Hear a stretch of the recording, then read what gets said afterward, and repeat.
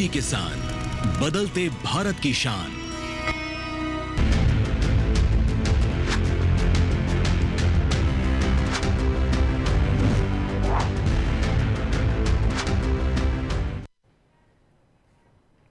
तेरे साथ का मतलब जो भी हो, तेरे बाद का मतलब कुछ भी नहीं। ये साथ किसी का भी किसी के जीवन में बहुत खास होता है और ये साथ निभाने की रवायत डीडी किसान सच के साथ के जरिए 2 दिन करता है। जी हां, मंगलवार और गुरुवार, और इस दिन होती है मेरी और आपकी मुलाकात, करते हैं सच के साथ की बात। और आज वैसे जिस साथ की मैं बात कर रहा हूं ना, वो एफपीओ और एआईएफ का है। जी हां, और ये क्यों है? एफपीओ के साथ अब एआईएफ का ये जो कॉम्बिनेशन है, ये कितना फ्रूटफुल होगा आपके लिए, कितना प्रासंगिक है और कितना लाभदायक है। आज इसी मैकेनिज्म को थोड़ा सा नजदीक से समझने की कोशिश करेंगे। और मैं हमेशा कहता हूं कि हम ही हैं जो आपके साथ रहते हैं, आपकी बात कहते हैं। तो 7 दिन 24 घंटे सिर्फ आपकी बात कहने वाला डीडी किसान आज बात करेगा एफपीओ की, आज बात करेगा एआईएफ की, और यह भी समझेगा कि भाई इस तरह की कॉम्बिनेशन से किस तरह का बदलाव आ रहा है। और मैं लगातार कहता हूं ना कि प्रधानमंत्री जी की कोशिश है कि कतार में खड़े अंतिम व्यक्ति तक विकास की रफ्तार पहुंचे, और इस रफ्तार को और वेग देने के लिए और गति देने के लिए लगातार प्रयास किए जा रहे हैं। तो आज एफपीओ और एआईएफ के इस कॉम्बिनेशन को समझने की कोशिश करेंगे और समझने का यह भी प्रयास होगा कि इस तरह की कॉम्बिनेशन की जरूरत क्यों है। अब आपके मन में अगर यह सवाल आ रहा है कि भाई एफपीओ क्या है, ये एआईएफ क्या है, तो यही तो आज हम समझाएंगे आपको। अगले 50 से 55 मिनट सिर्फ हमारे लिए रिजर्व रखिए, क्योंकि एक्सक्लूसिवली मेहमानों का खास पैनल मेरे साथ जुड़ेगा। और आप जानते ही हैं हमारे शो की रवायत है, एक डिटेल रिपोर्ट आपको दिखाते हैं और उसके बाद चर्चा की शुरुआत करते हैं। मैं आपसे फिर कह रहा हूं कि अगर चाहते हैं ग्रामीण रोजगार में बढ़ते हुए ग्राफ को नजदीक से देखना, अगर चाहते हैं विकास की रफ्तार के साथ कदम से कदम मिलाना, तो आज का शो आपके लिए बहुत खास होने जा रहा है। बस एक छोटी सी रिपोर्ट, उसके बाद लौटता हूं और यकीन दिला रहा हूं आपको कि आज का जो पैनल है मेहमानों का बहुत खास है। हर तरीके से और हर करीने से हर बात को बेहद नजदीक से समझेंगे। आप देख रहे हैं सच के साथ।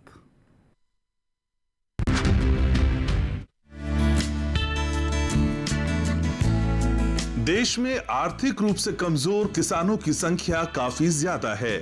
इन किसानों को खेती किसानी करते समय कई तरह की आर्थिक दिक्कतों का सामना करना पड़ता है। किसानों की आर्थिक स्थिति में सुधार करने के लिए केंद्र और राज्य सरकारें कई शानदार स्कीमों का संचालन कर रही हैं। इन्हीं में से एक है पीएम किसान एफपीओ योजना। अब इस योजना को और मजबूत बनाने के लिए सरकार ने किसान उत्पादक संगठन को एआईएफ के साथ एकीकृत करने की भी अनुमति दे दी है। यहाँ आपको ये भी जानना जरूरी है कि देश में एग्री इंफ्रास्ट्रक्चर को बढ़ाने और मजबूत करने और कृषक समुदाय को समर्थन देने के लिए एक महत्वपूर्ण कदम के रूप में सरकार ने एआईएफ योजना के दायरे को बढ़ाने की घोषणा की है। अब 1 लाख करोड़ रुपए की एग्री इंफ्रास्ट्रक्चर फंड एआईएफ योजना का दायरा बढ़ाकर इसे और अधिक आकर्षक बनाया गया है। ये उम्मीद की जा रही है कि ये कदम देश में कृषि संबंधी इंफ्रास्ट्रक्चर सुविधाओं को मजबूत करेगा। एआईएफ के तहत फंडिंग सुविधा की केंद्रीय क्षेत्र योजना के प्रगतिशील विस्तार को मंजूरी मिलने के बाद इसके अधिक आकर्षक, प्रभावी और समावेशी विस्तार की उम्मीद की जा रही है। प्रधानमंत्री नरेंद्र मोदी ने सोशल मीडिया प्लेटफॉर्म एक्स पर पोस्ट में कहा, मंत्रिमंडल ने राष्ट्रीय औद्योगिक गलियारा विकास कार्यक्रम के तहत 12 औद्योगिक क्षेत्र शहरों के निर्माण का बहुत महत्वपूर्ण निर्णय लिया है। महत्वपूर्ण इंफ्रास्ट्रक्चर को बढ़ावा देने के अलावा ये ग्रोथ को बढ़ावा देना होगा और कई लोगों के लिए रोजगार पैदा करेगा। सरकार ने योजना के सभी पात्र लाभार्थियों को सामुदायिक कृषि परिसंपत्तियों के निर्माण के लिए व्यवहार्य परियोजनाओं के अंतर्गत आने वाले बुनियादी ढांचे के निर्माण की अनुमति दी है। इस कदम से व्यवहार्य परियोजनाओं के विकास में मदद मिलने की उम्मीद है, जो सामुदायिक कृषि क्षमताओं को बढ़ाएगी। तो अगर आप किसान हैं और किसान उत्पादक संगठन से जुड़कर एआईएफ के बढ़े हुए दायरे का लाभ लेना चाहते हैं, तो आपको एफपीओ के लिए कैसे आवेदन करना है ये जानना भी जरूरी है। आप अपने जिले के कृषि विभाग के कार्यालय से संपर्क कर सकते हैं। अगर किसान मिलकर नया एफपीओ बनाना चाहते हैं तो एक नाम सुझाकर कंपनी एक्ट के तहत रजिस्टर करवा सकते हैं। आपको बता दें, किसान उत्पादक संगठन के सभी सदस्यों का किसान होना और भारत की नागरिकता का होना अनिवार्य है। आवेदन के दौरान किसानों को अपने आधार कार्ड, स्थायी निवास प्रमाण पत्र, जमीन के कागजात, बैंक खाते की डिटेल, पासपोर्ट साइज फोटो और रजिस्टर्ड मोबाइल नंबर भी देना होगा। तो आज सच के साथ कार्यक्रम में जानने की कोशिश करेंगे कि सरकार द्वारा उठाए गए ये कदम किसानों के हित में किस तरह से काम करेगा। तो आप जानते ही हैं कि सतरंगी खबरों से इतर बात सिर्फ और सिर्फ आपकी होती है। तो आज भी बात सिर्फ आपकी ही होगी और बेहद खास मेहमान मेरे साथ इस बात के सिलसिले में जुड़ रहे हैं। कराता हूं, मेरे साथ जुड़ रहे हैं सबसे पहले आपको बता दें फैज अहमद किदवई साहब, additional secretary ministry of agriculture and farmers welfare. Sir बहुत बहुत स्वागत आपका हमारे शो में। एसके सिंह साहब मेरे साथ जुड़ रहे हैं, deputy agriculture marketing advisor. Singh साहब अक्सर मेरे कार्यक्रम में आते हैं और आज फिर एक बार सिंह साहब स्वागत आपका। मेरे साथ जुड़ रहे हैं अविनाश चंद्रा, जर्नलिस्ट हैं और समझेंगे उनकी बेबाक राय कि एफपीओ और एआईएफ का जो कॉम्बिनेशन है ये कितना फ्रूटफुल होने जा रहा है। साथ ही साथ दो किसान मेरे साथ जुड़ रहे हैं और किसान जुड़ने के साथ ही खासियत ये है कि ये एफपीओ से कनेक्टेड है। मेरे साथ प्रीतम सिंह जुड़ रहे हैं, एफपीओ के मेंबर हैं, और महावीर सिंह मेरे साथ जुड़ रहे हैं, ये भी एफपीओ के मेंबर हैं। सर आप दोनों का बहुत बहुत स्वागत। तो चर्चा की शुरुआत फैज अहमद सर से बेहतर नहीं हो सकती है शो की, तो सर आप ही के पास आ रहा हूं सबसे पहले। सर शुरुआत से शुरू करते हैं, धीरे धीरे सारी चीज समझेंगे और बिल्कुल साधारण भाषा में आज हम समझने का प्रयास कर रहे हैं। सर किसानों के लिए, खासकर कमजोर किसानों के लिए ये जो कोशिश है, इसका नाम एफपीओ है। सर ये कितनी जरूरी है और कैसे ये काम कर रही है? आपने जो सवाल किया है ये बहुत महत्वपूर्ण है, खासकर भारत जैसे देश के लिए जहां हमारे 86% से अधिक किसान जो हैं वो स्मॉल एंड मार्जिनल फार्मर्स, जो 1 हेक्टेयर से कम खेती जिनके पास है की श्रेणी में आते हैं। ऐसे किसानों के लिए एक चुनौती है, मार्केट एक चुनौती है, और उनका जो इनपुट्स हैं जो भी उनको किसानी में लगते हैं वो भी एक चुनौती है। तो एक सोच ये रही है और ये पूरे विश्व भर में भी इस तरह के प्रयोग हुए हैं कि इन लोगों की कंपनीज बनाई जाएं या इनके कोऑपरेटिव्स बनाए जाएं, इनके संगठन बनाए जाएं जो मिल करके एकजुट हो करके मार्केट को अप्रोच करें। और आज आप यदि आप मार्केट की भी परिकल्पना करते हैं तो अगर कोई बड़ा प्रोसेसर है या मिल मालिक है, उसके लिए एक छोटे किसान से सीधे डील करना बहुत मुश्किल है बनिस्बत उसके कि वो अगर कोई बड़ी कंपनी है जिसमें 300, 400, 1000 किसान हैं जो लगभग 800, 900 एकड़ जोत रहे हैं मिल करके, तो अगर वो एक तरह का कोई बीज चाहता है या एक तरह का कोई उत्पाद चाहता है और एक क्वालिटी का चाहता है, तो उसके लिए बहुत आसान है कि उन सबसे उस एफपीओ से इंटरेक्ट करे, उनसे बात करे और अपनी आवश्यकता पूरी करे। और इसमें तीसरी कड़ी जो होती है कि आज यदि आप कंज्यूमर को देखें तो जो भी चीज़ कंज्यूमर तक पहुंचती है, उपभोक्ता तक पहुंचती है, वो कितने चरणों से गुजरती है और हर चरण पर कुछ ना कुछ उसकी कॉस्ट बढ़ती है।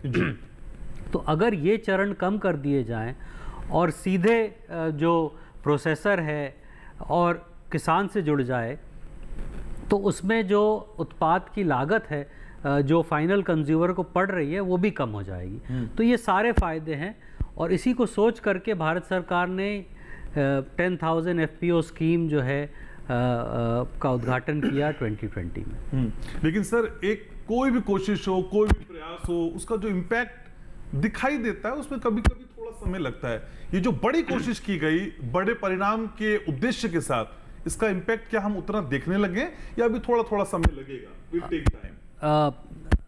देखिए, अब आज की तारीख में अगर बात करें तो लगभग 9,200 एफपीओ इस योजना के अंतर्गत गठित हो चुके हैं जी।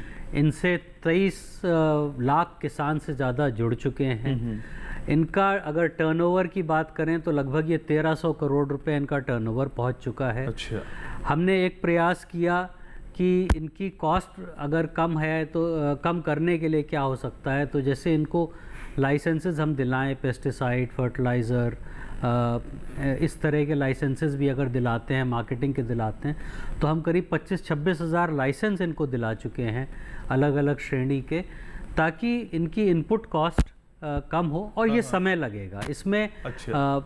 देखिए, अगर किसी और देश में जाएंगे आप जहाँ 25 एकड़ 50 एकड़ औसत जोत है, हमारे यहाँ 1 हेक्टेयर से कम औसत जोत है, तो हम उतने अधिक किसानों से बात कर रहे हैं और उनको संगठित करना, उनको एक स्टेज पे लाना निश्चित तौर पे एक चुनौतीपूर्ण कार्य है जिसके लिए समय लगेगा। ठीक है, लेकिन यही बदलते हुए भारत की बदलती तस्वीर है जिसमें चुनौतियों का सामना किया जाता है, और न सिर्फ सामना किया जाता है, उसका रिजल्ट भी हम देखते हैं। ये चुनौतियां रिजल्ट ओरिएंटेड है। सर, आऊंगा आपके पास। एसके सिंह साहब भी मेरे साथ मौजूद हैं।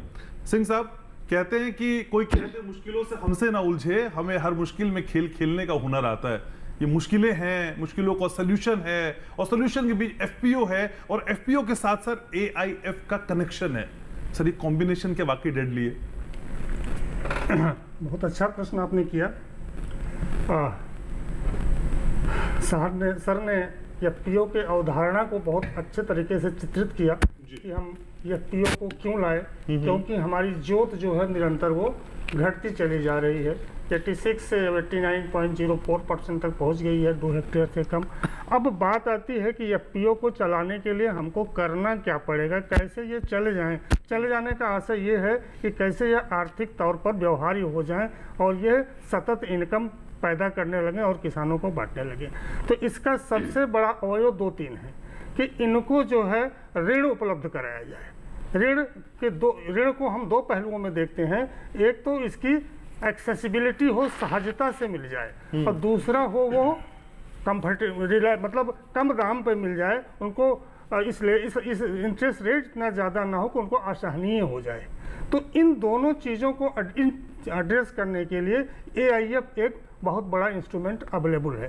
अगर हम इन दोनों का शादी करा देते हैं, एफपीओ की और एआईएफ की, तो हमारी जिस सफलता की बात हम कर रहे हैं कि किसानों को उद्यमी बनाना है, किसानों को केवल उत्पादक ही नहीं रखना है, उत्पादन तो वो कर ही रहे हैं। आज 329 मिलियन मेट्रिक टन देश में पैदा कर रहे हैं, लेकिन अब बात होती है कि उनकी आय को कैसे बढ़ाया जाए।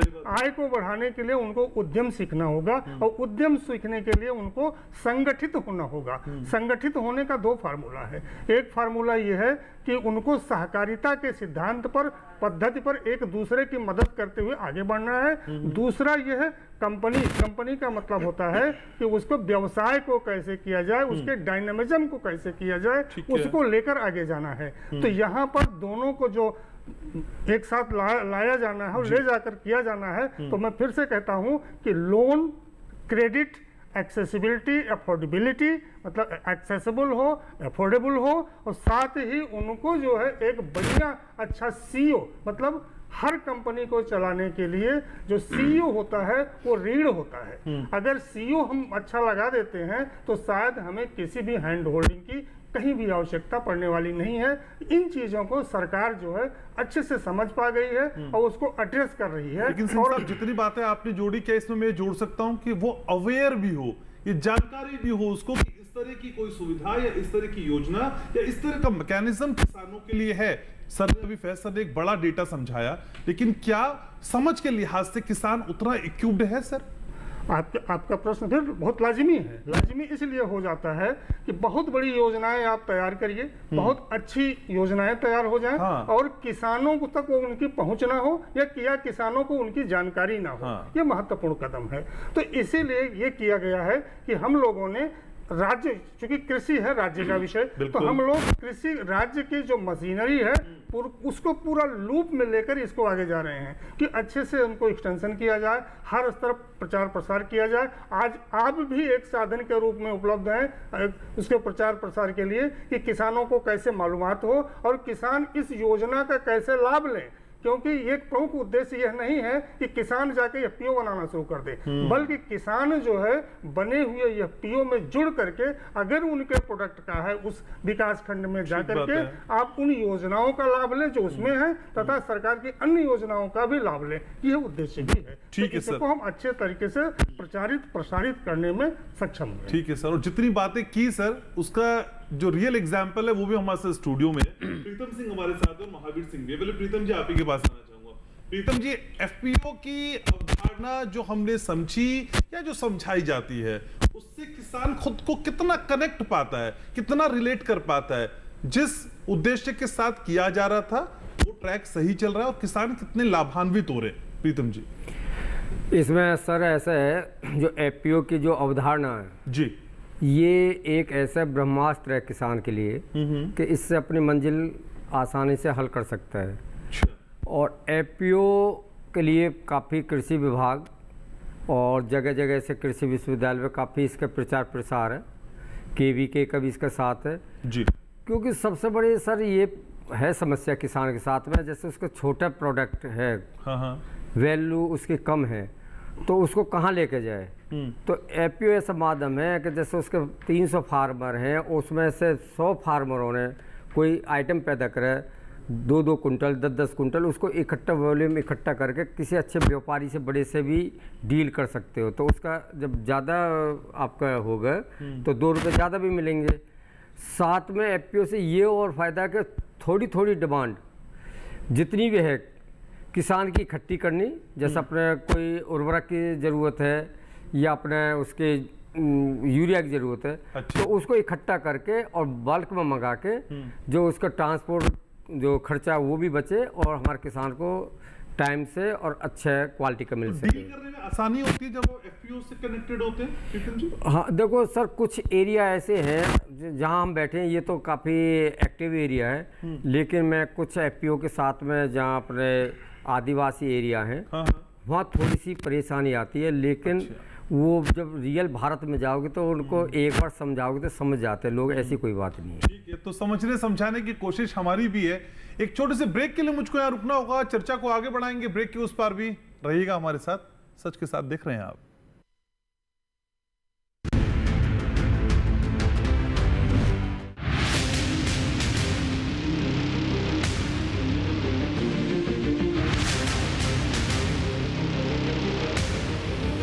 जब तपती है धरती, सूरज उगलता है आग, ठंड में जब सर्दी जमा देती सबके हाल, सब छुप जाते अपने अपने घरों में, तब बाहर निकलता सिर्फ एक इंसान, भरने के लिए हम सबका पेट, खून को पसीने की तरह देता बहा, थक जाता, झुलस जाता, हो जाता बीमार, तब उसकी सेहत का ध्यान रखता सिर्फ डीडी किसान।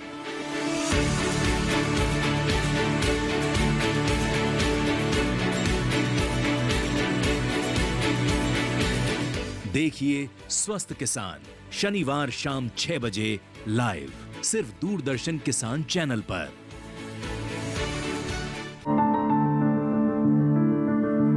फसल में कीट लगा हो या कोई बीमारी, पशुपालन में हो कोई दिक्कत या चाहिए कोई जानकारी, फोन उठाएं, नंबर मिलाएं और कहें हेलो किसान। हेलो किसान। हेलो किसान। हेलो किसान, सोमवार, बुधवार और शुक्रवार शाम 6 से 7 बजे सिर्फ डीडी किसान पर। तो सच के साथ आप देख रहे हैं और सच के साथ में आज हम बात कर रहे हैं एफपीओ की और साथ ही साथ एआईएफ की भी, जो उसको एकीकृत कर दिया गया है।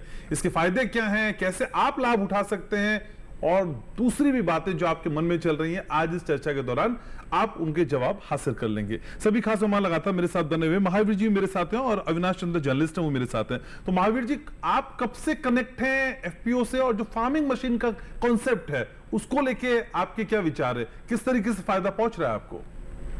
सर, हम अप्रैल 2020 में हमने अपना रजिस्टर्ड किया था जी, और फार्म मशीनरी बैंक इसके लिए बहुत ही बढ़िया प्लेटफॉर्म है किसानों से जुड़ने के लिए, और आसानी से मिल भी जाता है सब सुविधा, और उससे अब की बार हमने इतना काम किया कि उससे मिले थे मल्चिंग में, उसमें अच्छा, जो हमको यंत्र मिले थे उनके द्वारा हमने इतना बढ़िया उसका रिजल्ट आया। सुपर सीडर के द्वारा जो हमने उसको बुवाई की, पूरे अवशेष न जलाने से हमने उसको उसी में मल्च करके उसी में बोआ, तो उनका सबका रिजल्ट बढ़िया, उसके सब साधन बढ़िया है। अच्छा। हाँ। ये जो बढ़िया आपने बोला ना सर, ये बढ़िया सुन के मन भी खुश हो रहा है, लेकिन इस बढ़िया को कैसे आपने हासिल किया? मेरे तमाम किसान भाई जो इस वक्त आपको देख रहे हैं वो जानना चाहते हैं कि भाई हम भी अगर कुछ ऐसा करें तो ये बढ़िया वाला जो आपको फील हुआ है वो कैसे उनको हो पाएगा? थोड़ा सा समझाइए विस्तार से मुझको। बढ़िया ये इसलिए है, और ऐसे ही जैसे हमको पता लगा, हम अपने जिले के कृषि विभाग में गए, वहाँ जाके अपना रजिस्ट्रेशन कराया, ठीक है। और फिर उन्हीं के माध्यम से हमने इस चीज़ को अप्लाई किया। वहीं से मिले हमको। जानकारी कहाँ से मिली आपको? जानकारी जिले के कर्मचारियों से, जिले पे जाके। ओके, तो ऐसी जानकारी वहां से दी जा रही है मतलब? जी, ठीक है। तो जानकारी मिलना भी अपने आप में एक बड़ा कदम है जो उठाया जा रहा है। आप मेरे साथ रहेगा, अविनाश चंद्रा मेरे साथ है। तो अविनाश, असल में जिस स्थिति की हम बात कर रहे हैं, जो एफपीओ की हम बात कर रहे हैं, एआईएफ की बात कर रहे हैं, उसी से कनेक्टेड है रोजगार का सृजन हो रहा। एक आंकड़ा मेरे पास है जो बताता है कि अब तक 8.19 लाख ग्रामीण रोजगार का सृजन हुआ है। ये तो अपने आप में कमाल का है अविनाश जी। बिल्कुल सही कहा आपने घनश्याम जी। देखिए, किसान मुनाफा तभी कमा पाएगा जब वो सिर्फ किसान ना रहे बल्कि फार्मप्रेन्योर यानी कृषि उद्यमी बने।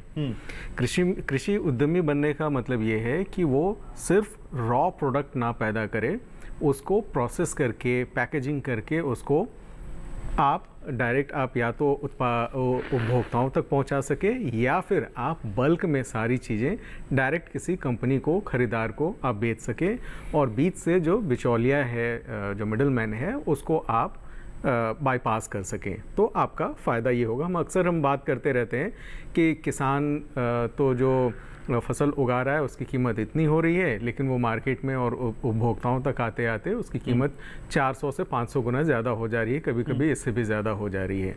तो ये बीच का पैसा कहाँ जा रहा है? तो अच्छा हो कि किसान खुद से, अब जैसे ये एक समस्या है हमारे देश में कि हमारे यहाँ छोटे किसान बहुत हैं, सीमांत किसान, जिनके पास 1 हेक्टेयर के आसपास ज़मीन है अधिकतर। अब जो खरीदार हैं उनके लिए भी ये समस्या उत्पन्न हो जाती है कि वो जाके एक लोगों से वो खरीदारी नहीं कर सकते। इसीलिए वो मिडल मैन वाला कॉन्सेप्ट आया था कि वो सारे लोगों से इकट्ठा करके और फिर किसी कंपनी को वो बेचा करते थे। अब ये जो नई योजना है, हालांकि ये है तो पुरानी, लेकिन 2020 से इसको एक और बहुत लोकप्रिय बनाने की कोशिश की गई। इसमें और बहुत सारे सुधार किए गए, उसमें जोड़े गए, और किसानों को आसान लोन इत्यादि उपलब्ध कराने का और क्रेडिट उपलब्ध कराने का इसमें प्रावधान किया गया। तो इसमें ये हुआ कि अगर आसपास के किसान जो उस क्षेत्र के हैं, छोटे छोटे किसान अगर मिलके, और जैसा कि जो नंबर है कि 300 किसान मैदानी इलाकों में और पहाड़ी इलाकों में 100 किसान कम से कम इस एफपीओ के लिए ज़रूरी हैं, तो ये सारे लोग इकट्ठा हो, एक साथ एक उत्पाद ये पैदा करें। उससे देखिए फ़ायदा क्या होगा। जब इन्होंने एक ऑर्गेनाइजेशन बना के और एक उत्पाद पैदा करने की कोशिश की और कदम बढ़ाया, तो इनको सारी चीज़ें आसानी से मिल जाएंगी। इनको पेस्टिसाइड्स आसानी से मिल जाएंगे, इनको जो बीज है वो आसानी से मिल जाएंगे, और फिर जब ये एक बार पैदा कर लेंगे तो इनके लिए इकट्ठा बेचना भी आसान हो जाएगा, और जो खरीदार है, जो कंपनी है, वो भी डायरेक्ट आके इनके पास से उन चीज़ों को खरीद सकती है। तो इसका स्मूथ है, ये इतना स्मूथ है। दुर्भाग्य से अभी उस तरीके से जिस तरीके से ये योजना है वैसी तो नहीं है। आदर्श स्थिति में पहुंचने में मुझे लगता है कि अभी और टाइम लगेगा, क्योंकि शुरू में 2020 में, मुझे याद है 2020 में जब इस योजना के बारे में शुरू में बात हुई, उत्तर प्रदेश के झांसी से बात शुरू हुई थी ये, और फिर और क्योंकि तुरंत वो कोविड के बाद वाला जो था माहौल उस ठीक समय है। का था। तो उसके बाद से ये थोड़ा प्रचार प्रसार में डिले हुआ होगा और बहुत सारी अड़चनें आई होंगी, किसानों को उसे समझने, उससे कन्विंस होने में टाइम लगा होगा, टाइम लगा होगा। और फिर किसानों ने अपना, और जहाँ तक आप ना देखिए रजिस्ट्रेशन की जो प्रक्रिया है, एफपीओ को रजिस्टर करने की जो प्रक्रिया है, उसको भी बहुत आसान बनाया गया। बाद में इसको डायरेक्ट कर दिया गया कि आप इनाम वेबसाइट से आप जाके उसको रजिस्टर करा सकते हैं। और जो शुरू में जब किसान देखिए, किसान भोला भाला किसान है, उसको अपने काम के प्रति उसको पूरी जानकारी है। वो जानता है कि कब किस मौसम में क्या उगाना है, क्या पानी देना है, कितना देना है, कैसे पेस्टिसाइड डालने हैं, ये सब तो उसे एक्सपर्टीज है उसे।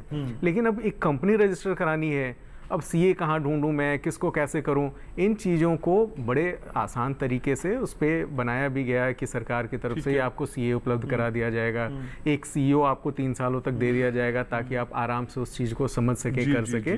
तो इसमें थोड़ा टाइम लगना था, अभी किसान को कन्विंस करना है कि आप एक ऑर्गेनाइजेशन बनाइए। कागजों में नहीं है, उसका एग्जीक्यूशन ग्राउंड लेवल पे बिल्कुल, भी जैसा दिखता है। सर ने थोड़ा कहा, टाइम टेकिंग हो सकता है, 10,000 लेकिन रिजल्ट उसका बढ़िया है। सर मैं आऊंगा आपके पास अविनाश जी, फैज सर भी मेरे साथ है। तो फैज सर, एफपीओ की बात मैंने की, आपसे समझा।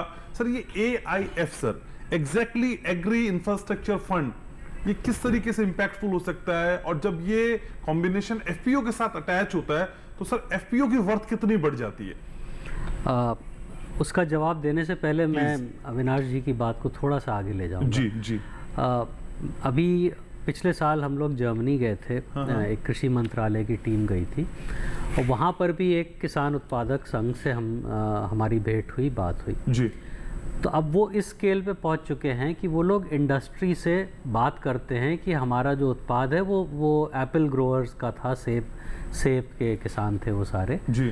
कि इंडस्ट्री से उनकी बार्गेनिंग होती है कि ये एप्पल इस क्वालिटी का इस रेट पर हम देंगे। अच्छा। और वो डायरेक्टली मॉल्स में जाता है, क्योंकि वो आज एक स्केल पे आ गए हैं, एक साइज़ पे आ गए हैं कि वो इंडस्ट्री से बार्गेन कर सकते हैं।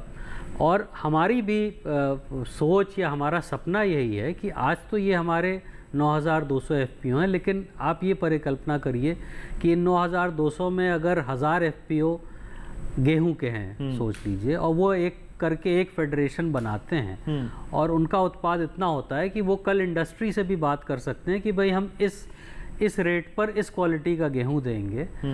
और तो वो उस तरह के सिस्टम को हम आगे और बढ़ावा देना चाहते हैं। और सर उसका रिजल्ट कहीं कहीं दिख भी रहा है। सर एक आंकड़ा शेयर करना चाहता हूं आपसे जी। यूपी, एमपी, महाराष्ट्र, गुजरात, इसके सहित 11 राज्य ऐसे हैं जिन्होंने अपने लक्ष्य का 40% से भी ज्यादा हासिल कर लिया है। बिल्कुल। तो जो आप बता रहे हैं ना सर, ये उसी परिपाटी पे चलता हुआ दिख रहा तो है। ये उसी पे जाएगा। हाँ। ये उसी पे जाएगा। जहाँ तक एग्रीकल्चर इंफ्रास्ट्रक्चर फंड की बात है, जी। देखिए ये योजना बहुत महत्वपूर्ण योजना है। 1 लाख करोड़ रुपए की घोषणा की गई थी, इसकी कोविड के समय ही की गई थी, और इसका उद्देश्य ये था कि ये 1 लाख करोड़ रुपए का लोन होगा जो किसानों को, प्रोड्यूसर्स को, एफपीओज को दिया जाएगा एग्रीकल्चर इंफ्रास्ट्रक्चर बनाने के लिए, और जो वैल्यू चेन इंफ्रास्ट्रक्चर है उसमें इसका खपत होगी। और इस पे 3% तक की इंटरेस्ट सब्सिडी दी जा रही है। अगर बैंक आपको 10% लोन पर देता है कोई चीज़, तो उस पे 3% भारत सरकार देगी, 7% का ब्याज आपको खुद देना पड़ेगा। इस योजना में 2 करोड़ रुपए तक की किसी इंफ्रास्ट्रक्चर का आप लोन ले सकते हैं। मतलब आपने लोन अगर ज़्यादा का भी लिया है तो भारत सरकार उसमें 2 करोड़ रुपए तक ही आपको इंटरेस्ट सबवेंशन देगी, भले ही आपका लोन 5 करोड़ का हो या उससे ज़्यादा का हो। इसमें फिर एफपीओज़ के लिए ज़रूरी है, क्योंकि छोटे किसानों के लिए, जैसा अभी एक हमारे किसान भाई ने बात की फार्म मशीनरी की, तो अगर एक यूनिटी वो पूरी फार्म मशीनरी की सेट करना चाहते हैं अपने सारे किसानों के लिए, तो एक किसान के लिए तो बहुत कठिन होगा। लेकिन वो सब मिल करके अगर एफपीओ लोन लेता है और वो ज़्यादा मशीनें ले सकता है, और बेहतर क्वालिटी की ले सकता है, और उन पर जो बोझ आएगा, जो ऋण का बोझ आएगा, वो एक किसान के बनिस्बत उन पर कहीं कम होगा। और आज भी फार्म मशीनरी आप देखें तो ट्रैक्टर्स का पेनिट्रेशन अगर आप देखें तो 9 से 10% अधिक से अधिक होगा।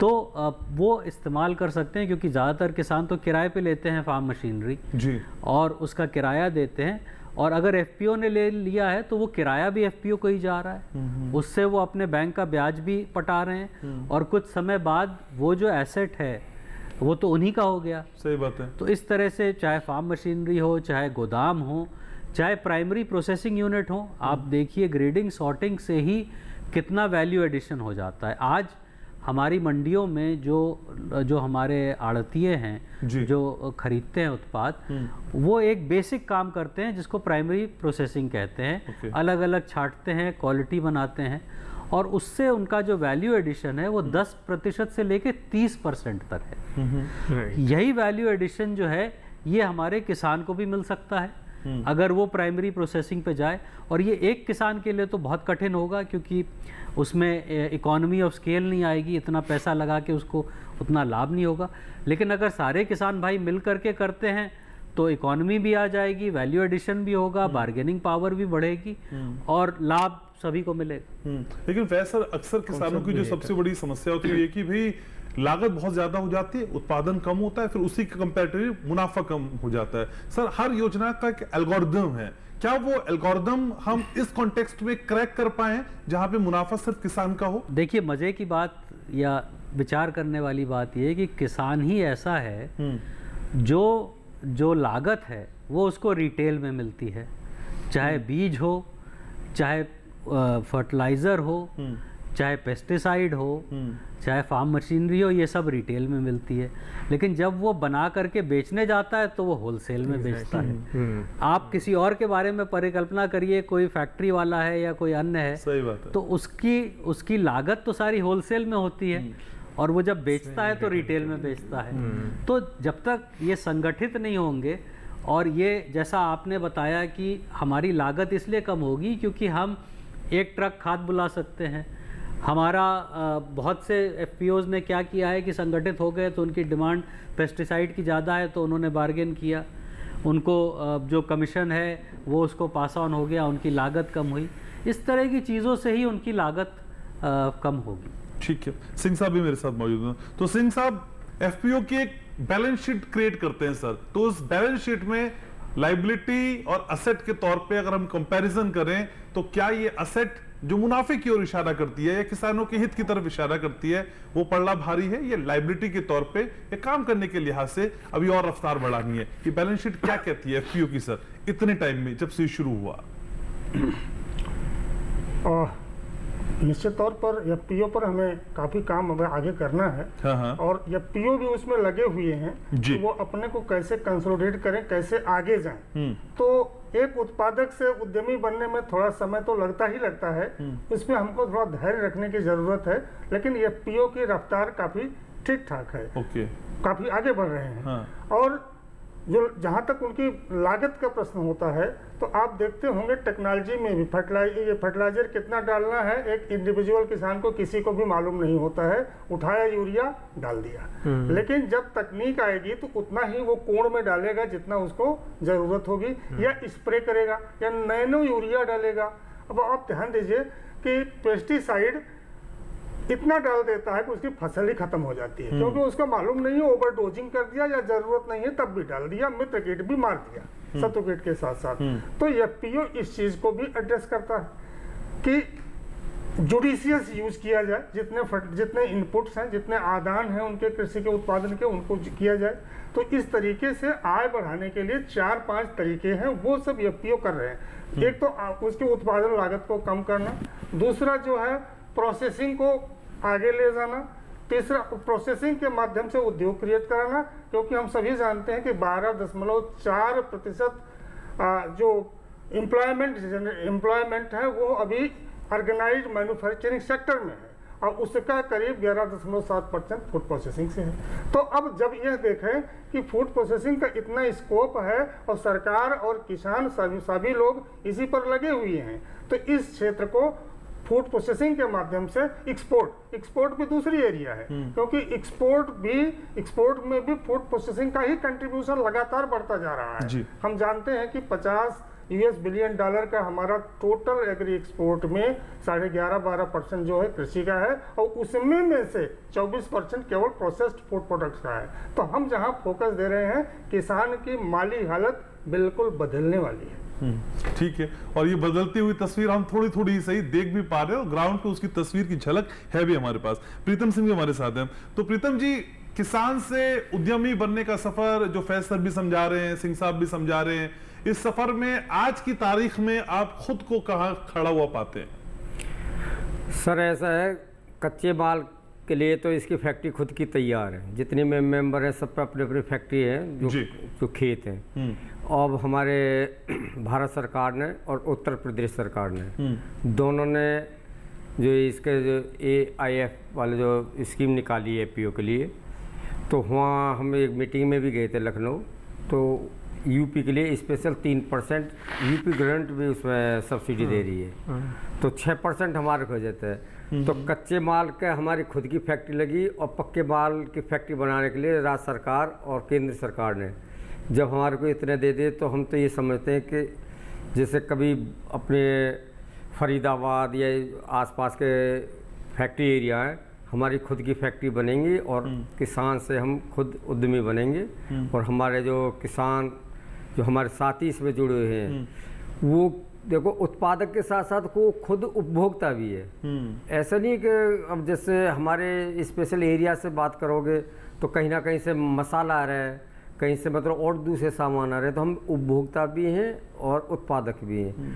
तो जो FPO एक दूसरे से, महाराष्ट्र का FPO उत्तर प्रदेश से कांटेक्ट हो जाए, उत्तर प्रदेश का राजस्थान से हो जाए, तो जब एक दूसरे से सब मिल जाएंगे तो ये बहुत बड़े एक नेटवर्क है। और जैसे सर ने आयात के लिए जो बताया नहीं, तो आयात तो हम अपने एग्रीकल्चर में ऐसे खाली उर्वरक का कर रहे हैं, ठीक है। और उर्वरक में भी अब भारत सरकार ने नैनो जो टेक्नोलॉजी है, तो उससे आयात पर जो हमारे पे लोड पड़ा था भारत सरकार पे, अच्छा, उसमें भी काफ़ी और कुछ स्कीम ला रहे हैं, जैसे बायोगैस है, नैनो यूरिया, नैनो DAP, तो वो कम होगा। निर्यात में हमारा ज़्यादा फोकस है। भारत सरकार, स्टेट सरकार विजिट भी करा रही है। अभी हमारे यहाँ से गया था, दुबई टूर गया था, तो हमारा तो एरिया ज़्यादातर गन्ना और राइस का है, तो राइस में काफ़ी हमारा को स्कोप है। हम राइस की ही AIF से यूनिट लगाएंगे और यूनिट लगा के इसके मार्केट को डेवलप करेंगे। FPO से जुड़ने से पहले और FPO के जुड़ने के बाद अगर बदलाव की बात करें, तो वो बदलाव किस तरीके से है प्रीतम जी? कितना आप खुद को, अपने कॉन्सेप्ट को, अपनी आर्थिक स्थिति को, या अपने ही तरह दूसरे जुड़े हुए किसानों को, उनकी दिनचर्या को, उनके जीवन को बदलता हुआ देख पा रहे हैं? सर जहाँ भी FPO, जैसे हमारा FPO है, हमारे साथ और भी 2-3 FPO हैं, हाँ।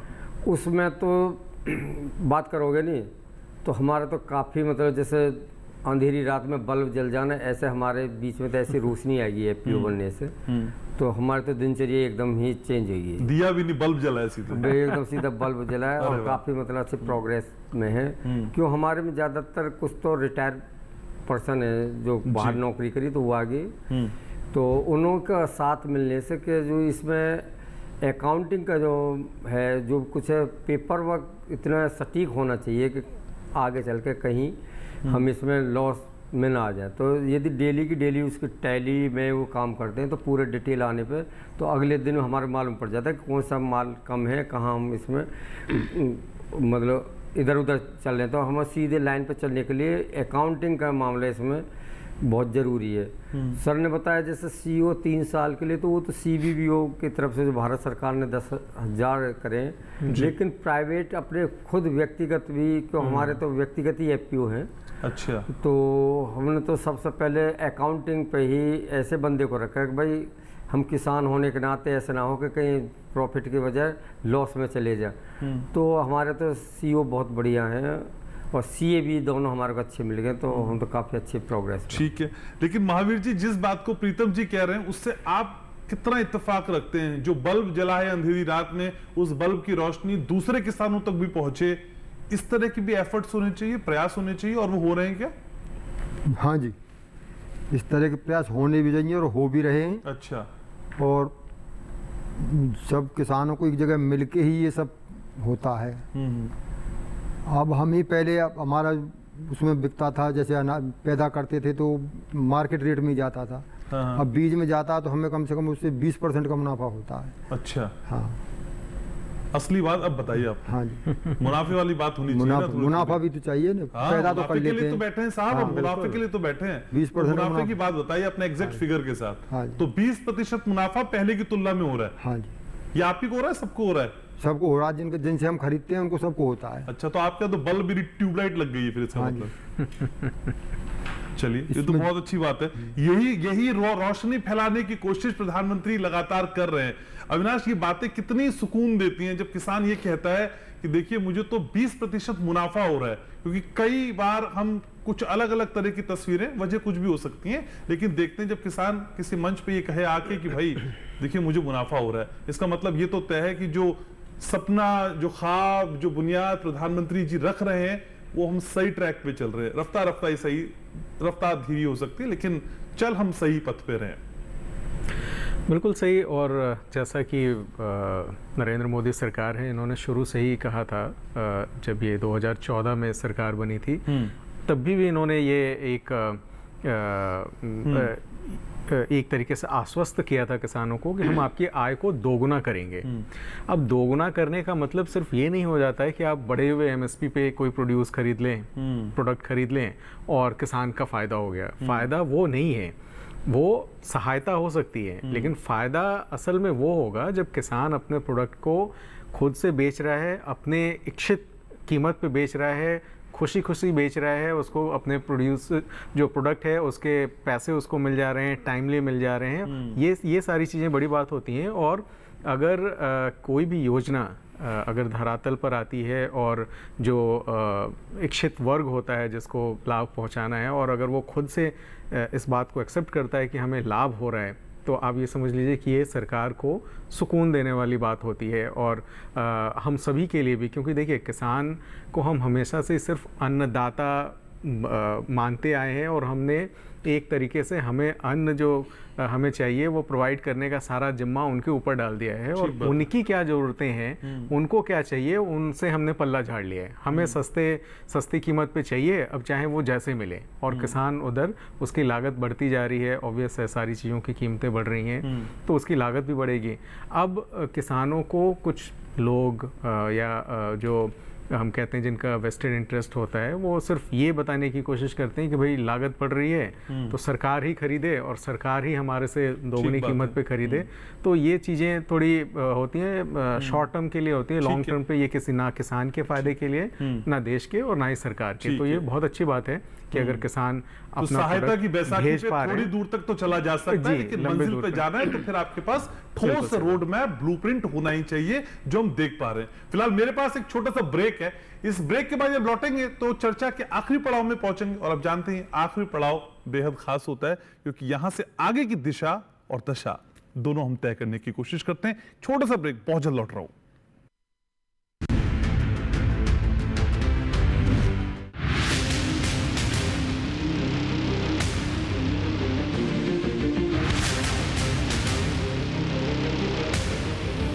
जब तपती है धरती, सूरज उगलता है आग, ठंड में जब सर्दी जमा देती सबके हाल, सब छुप जाते अपने अपने घरों में, तब बाहर निकलता सिर्फ एक इंसान। भरने के लिए हम सबका पेट, खून को पसीने की तरह देता बहा, थक जाता, झुलस जाता, हो जाता बीमार, तब उसकी सेहत का ध्यान रखता सिर्फ डीडी किसान।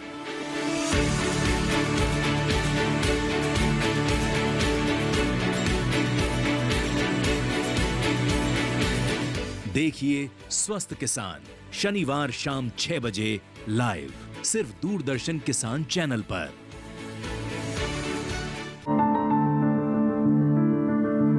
फसल में कीट लगा हो या कोई बीमारी, पशुपालन में हो कोई दिक्कत या चाहिए कोई जानकारी, फोन उठाएं, नंबर मिलाएं और कहें हेलो किसान। हेलो किसान, हेलो किसान, हेलो किसान। सोमवार, बुधवार और शुक्रवार शाम 6 से 7 बजे सिर्फ डीडी किसान पर।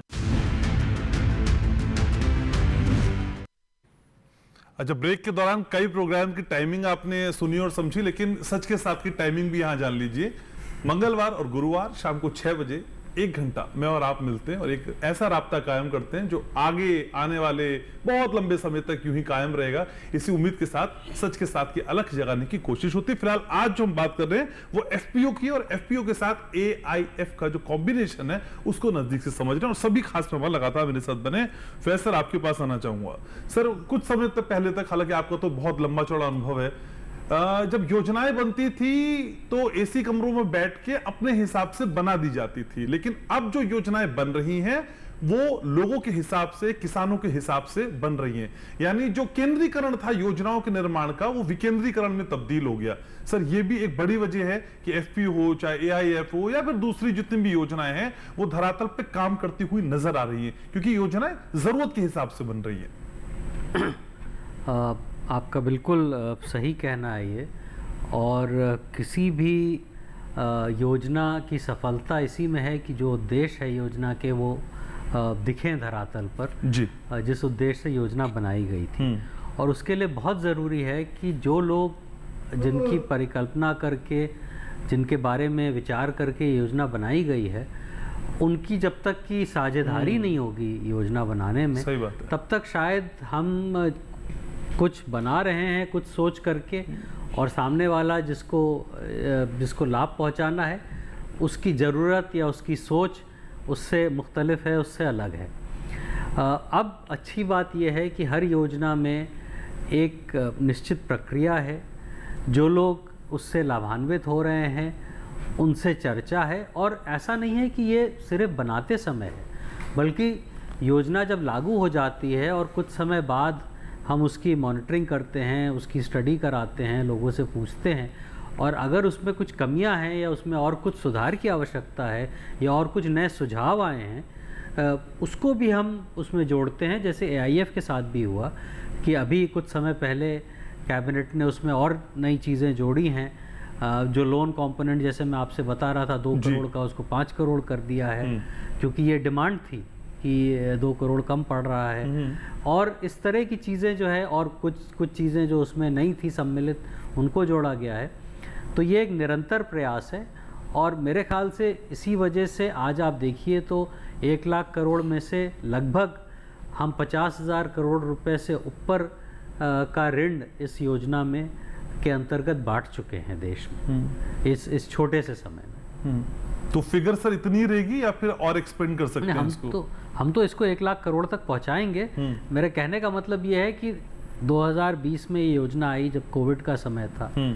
योजना कोविड के बाद 22-23 से उसने गति पकड़ी, और आज इतने छोटे से अंतराल में हम 50,000 करोड़ से ऊपर के लोन दे चुके हैं, जो कि एक मेरे ख्याल से कोई छोटी मोटी उपलब्धि नहीं है। लेकिन सर कई बार कहते हैं कि लोन जैसी चीज लेने में बड़ी पेचीदगियां हैं।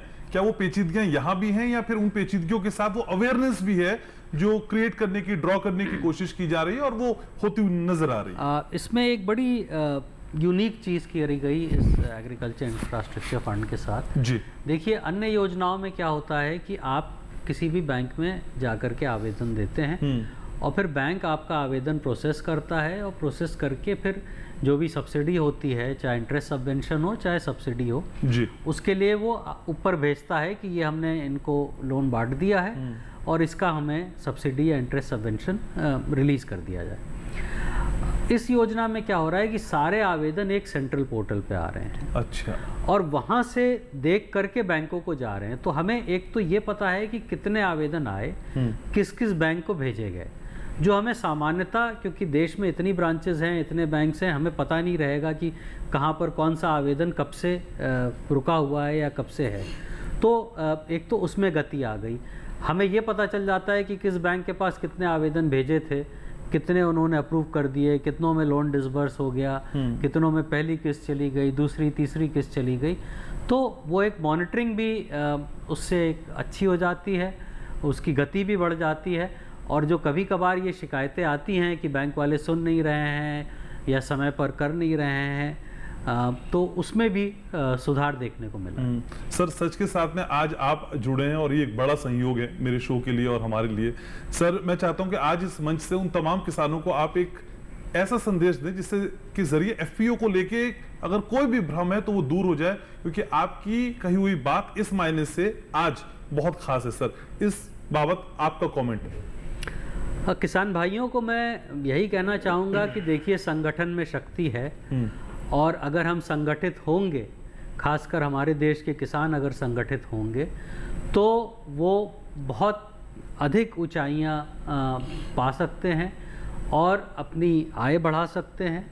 आय बढ़ाना उद्देश्य नहीं है, उद्देश्य ये है कि उस आय से वो अपने परिवार का, अपने बच्चों का बेहतर लालन पोषण कर सकते हैं और उनको एक अच्छी ज़िंदगी दे सकते हैं, जिसकी परिकल्पना शायद हम सभी करते हैं। और मैं केवल 10,000 एफपीओ स्कीम नहीं, बल्कि बहुत से एफपीओज उसके बाहर भी जाके बन रहे हैं, क्योंकि उन्होंने देखा है। आज अगर हम बात करें तो देश में लगभग 40,000 एफपीओ हो चुके हैं जी। तो इसलिए, और उसमें एक बड़ी यूनिक चीज़ ये भी हो रही है कि उसमें एक किसानों में एक लीडरशिप भी आ रही है। जो उनके बोर्ड ऑफ डायरेक्टर्स हैं, उसमें जो लोग हैं वो एक उनको नेतृत्व दे रहे हैं, और जिसकी मेरे ख्याल से हमारे किसान भाइयों को आवश्यकता है। ठीक है, और ये आवश्यकता आज कम से कम थोड़ी समझ नजर से नजदीक से आएगी। सर, रहिएगा मेरे साथ। सिंह साहब भी हैं। सिंह साहब, आंकड़ा ये बताता है कि 2020 में एआईएफ की शुरुआत हुई और उससे अब तक 5 करोड़ लाख टन अतिरिक्त भंडारण क्षमता हासिल की गई है। सर, ये आंकड़ा वो भी तब जब कोविड के फेज से भी हम गुजरे हैं, तो अब तो चीजें ईश्वर की कृपा से सब स्मूथ है, तो ये आंकड़ा अभी और वृहद तौर पे और बड़े लेवल पे और वास्ट हम देख पाएंगे सर? हाँ, बिल्कुल देख पाएंगे। हम यहाँ किसान भाइयों को यह बताना चाहेंगे कि भारत सरकार की एक एग्रीकल्चर मार्केटिंग इंफ्रास्ट्रक्चर EMI योजना है, जो जिसका संचालन हम विभिन्न नामों से पहले ग्रामीण भंडार योजना के रूप में संचालित करते थे, 2001 से कर रहे हैं, और इसमें 80 मिलियन मेट्रिक टन से ज्यादा कैपेसिटी भंडारण क्षमता विकसित हो गई है देश में। अच्छा। कोई ऐसी एजेंसी नहीं है, चाहे वो सरकार की एजेंसी हो, चाहे सहकारिता की एजेंसी हो, जो इस पे आए। आज सर के ही इनिशिएटिव से इसको, इसका भी मैरिज जो है AIF के साथ करा दिया गया कि भाई सब्सिडी तो लीजिए ही, 25% जो कास्ट है, कंस्ट्रक्शन कास्ट है लागत का, या 33.33% जैसा का लाभ लेने वाला व्यक्ति है। साथ में आप AIF का भी फायदा लीजिए। AIF का 3% इंटरेस्ट सबवेंशन दिया जाता है, आप साथ साथ उसको भी ले लीजिए। तो यह क्षमता जो बढ़ रही है, जो हमको जरूरत है, उसकी तरफ हम, जो गैप है उसकी तरफ हम सतत बढ़ रहे हैं। और यही नहीं, ये कोशिश की जा रही है कि जिला स्तर पर देखा जाए कि कितना उत्पादन है और कितनी क्षमता है भंडारण की, कितने की जरूरत है, ताकि जहां जहां जरूरत है वहां पर ज्यादा ध्यान देकर भंडारण क्षमता को विकसित कराया जा रहा है। ठीक है, प्रीतम जी भी मेरे साथ है। तो प्रीतम जी, सिंह साहब ने एक बात बोली कि कंसिस्टेंसी बहुत जरूरी है। क्या ये सतत प्रक्रिया होती हुई नजर आती है? बढ़ना एक बात, लेकिन कंसिस्टेंसी के साथ लगातार बढ़ना, तो ये सतत प्रक्रिया किसानों के लिहाज से कितनी इंपॉर्टेंट है? सर, 30 सेकंड में बात करेंगे, मुझे वाइंड अप की तरफ बढ़ना है।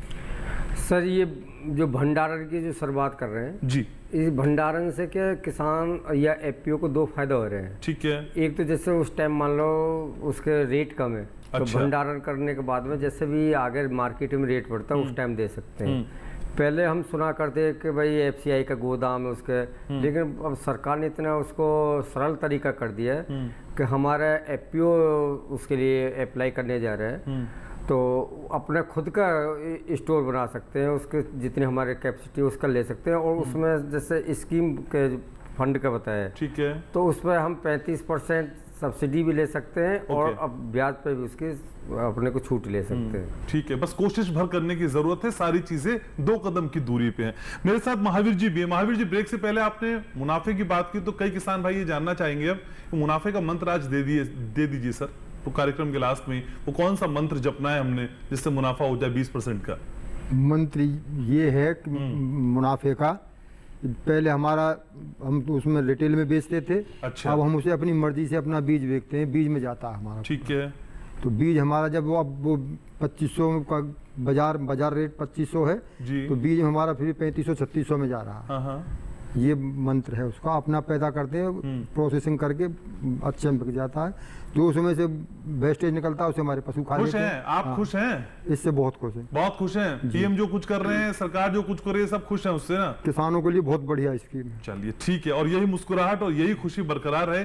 अविनाश आपके पास आ रहा हूं, बस 30 सेकंड का ही समय है, लपेट दीजिए और समेट दीजिए और बता दीजिए कि आगे की राह आप कैसे देख पा रहे हैं। 25 सेकंड रह गए हालांकि मेरे सवाल के बाद। आगे की राह मुझे सकारात्मक दिखाई पड़ रही है। थोड़े इफ एंड बट्स हैं, थोड़ी अड़चने हैं, जैसे कि कुछ किसान एफपीओ जो हैं उनको बैंक लोन लेने में परेशानी आती है। लोन लेते समय कहीं कहीं शिकायतें ये मिलती हैं कि जो ब्रांच हैं उनको अच्छे से एंटरटेन नहीं करते, या करते हैं तो उनका कुछ हिस्सा जो लोन अमाउंट है उसे वो कुछ एफडी वगैरह कराने, अपने आप को सिक्योर होने की पहले सोचते हैं, जिससे उन एफपीओज को थोड़ी प्रॉब्लम और चैलेंजेस आ रहे हैं। अगर इस और भी सरकार और जो भी संस्थाएं हैं वो देखती है, तो मुझे लगता है कि जो किसान आज जैसे भी बात कर रहे थे कि 20%, मुझे लगता है कि ये उनका मुनाफा जरूर 100% की तरफ बढ़ेगा और उनकी आय जरूर दोगुनी होगी। जी, लेकिन तो कई बार ऐसा होता है अविनाश, जो 100% मार्क्स ला रहा होता है स्टूडेंट, उससे ज्यादा ग्रोथ उसकी देखी जाती है जो 30% ला रहा होता है और 30% से 80% पे पहुंच जाता है। मुझे लगता है वो ग्रोथ को भी हमको इग्नोर नहीं करना चाहिए। चर्चा और आगे हो सकती है, लेकिन समय की मजबूरी है, समय मेरे पास इतना ही। तो बहुत शुक्रिया आप सभी खास मेहमानों को आने के लिए, चर्चा में जुड़ने के लिए। Thank you so much sir. तो फिर सच के साथ को समेटना है, लेकिन इस वादे के साथ कि अगले मंगलवार फिर मिलने के लिए आना है। तो इस मुलाकात के दौरान देखते रहिए डीडी किसान, क्योंकि मैं हमेशा कहता हूं 7 दिन 24 घंटे हम ही हैं जो आपके साथ रहते हैं, आपकी बात कहते हैं। प्रोग्राम थोड़ा सा छूट गया हो, आगे से देखना हो या थोड़ा और देखना हो, तो थोड़ी ही देर में यूट्यूब लिंक आपके पास होगा और उसके कमेंट सेक्शन में आपको जरूर बताना है कि हमारी ये कोशिश आपको कैसी लगती है। हालांकि आपके जो कॉमेंट है वो हमारा उत्साह लगातार बढ़ा रहे हैं। अपना बहुत ख्याल रखिएगा, देखते रहिए सच के साथ।